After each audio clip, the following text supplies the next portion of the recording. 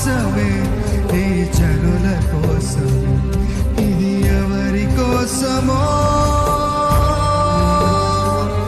ఈ జగతి కోసమే, ఈ జనుల కోసం సిలువలో సాగింది యాత్ర.